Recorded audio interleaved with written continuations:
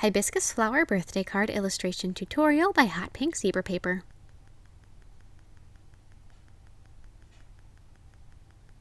Hi guys, in today's video I am going to be showing you a very simple little birthday card illustration tutorial that's got some really pretty hibiscus flowers. It's very bright and summery and just a really simple birthday card, so I hope you guys like this as much as I do, and don't forget to click subscribe to see all my future videos as well. So I'm going to begin by masking off my different sections of the card. So begin by making little measurement lines so that you know where to place your masking tape. Draw some nice straight lines going across so that you know where you're working with. Just like so, measure everything off. Measure some reference lines for your writing later on. Then take just your regular old masking tape and mask it off.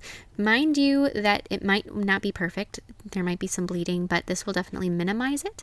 Then after you have that done, you can begin with your little illustrations.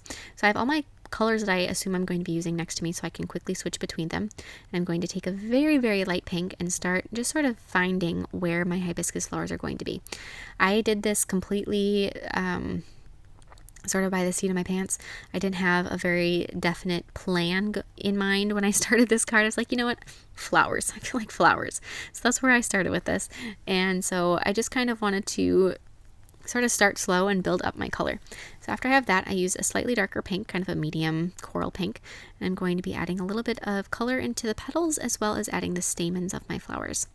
So with these gorgeous hibiscus flowers, they have that nice, really dark center, and then the stamen comes up from the middle. Very iconic flower. And then I'm taking an even darker pink, adding some shading around the center of the flower, and as well as the outsides of the petals, the very outside edge of them, and kind of between them, add some shading with that. These flowers, I wasn't necessarily going for realistic, more of a stylized design with them. I wanted them to be really fun and happy and bright. This birthday card was given to my great aunt for her 80th birthday, which was a big celebration for us.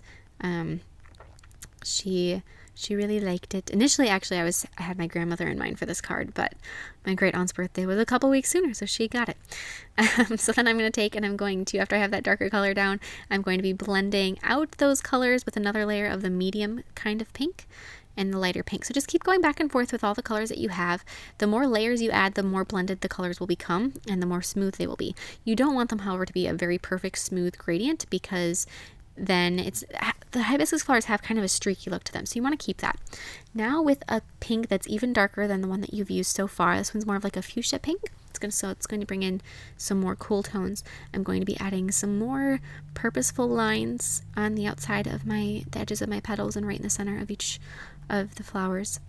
So like I said, more purposeful lines as well as the little bits of pollen on the end of the stamens. So just go through and add that. So these lines I kind of feathered out the very outside edges of them. I added some little shadows and some streaks going down towards the center. Nothing too crazy, nothing too much. This whole process was very quick. I did it within one of Melody's naps, which is saying quite a bit. Then I added some yellow into the stamens of my flowers. Just a little bit to kind of bring in some of that yellow color. I don't want it to be too yellow. But just keep going through and adding layer upon layer. The more you add, the more depth it's going to have. You know, you can kind of do it on your own speed. You can stop it at any point too. That's kind of the fun thing with this, is you can keep going, or you can be like, you know what, I'm done. But then I'm going to fill in the background, so kind of go around all of your flowers with a sort of I don't know, purpley blue or bluey purple illustration marker. This is one of my favorite colors, actually. I love this kind of purple blue shade. Reminds me of a sunset. This whole card and color combination reminds me of a sunset. So then fill in all of those little gaps. Try to leave no white in that area, so fill in as much as you can. Then using red, I'm going to be doing some outlining, so I went straight up to red. Not too much outlining, just a little bit. After I kind of did the stamens, then I eventually switched to doing some black outlines on there, but I didn't quite get that far yet. Now I'm going to be making a gradient in that lower section that I have masked off with my 3 shades of pink. So I did the lightest one, then the medium one, then the dark one, and I keep going over it back and forth with all the different colors to get it as smooth as I can. If you work quickly, it's going to go better in that respect because the colors and the inks are still wet, so they're going to blend more easily. Then I'm going to mark off all of the different sections that I have with a skinny little illustration marker. Like I said, some bleeding is going to happen underneath the masking tape. That's just bound to bound to be an issue. But if you mark it off with these black lines at the end, nobody's ever going to know because it doesn't bleed much. Now, after I have my little black outlines all done that I was planning on doing, I'm going to just sketch out the words happy birthday on my 2 little lines that I have. And I'm not worried about pencil marks showing through at the end because after you wait 30 minutes or even less, it doesn't take very long, you can quickly just erase them with, I like to use a rubber eraser. Those are my favorite. The kind of squishy tan ones. Those ones are fantastic, but just you can erase them. So if you have lines that aren't quite perfect, just leave them at this point. You don't really have to over stress about it. So just sketch out those letters, make them really nice and girly and pretty, at least if you're going for my style.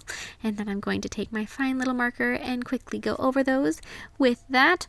So I did lots of swirls, lots of loops, just like so. And you can kind of have fun with this. This whole card, I mean, I tend to have fun with it, so you don't have to make your letters super formal or anything. As long as they're readable, you're fine.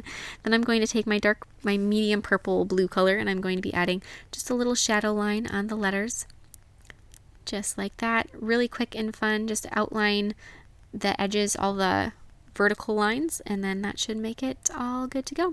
And I said I used a rubber eraser, but I actually just used the eraser on the back of my pencil, which is a really good one too. If you had a bad eraser on there, I wouldn't do that. But I hope you guys like this design as much as I do. I love making these cards for people. It's something that whenever I hear of somebody's birthday coming up, I'm like, oh, that's going on my to-do list. So I hope you guys enjoy this as much as I do. And don't forget to check out my Facebook and Instagram accounts to see more of my art. And I'll see you in my next video. Bye!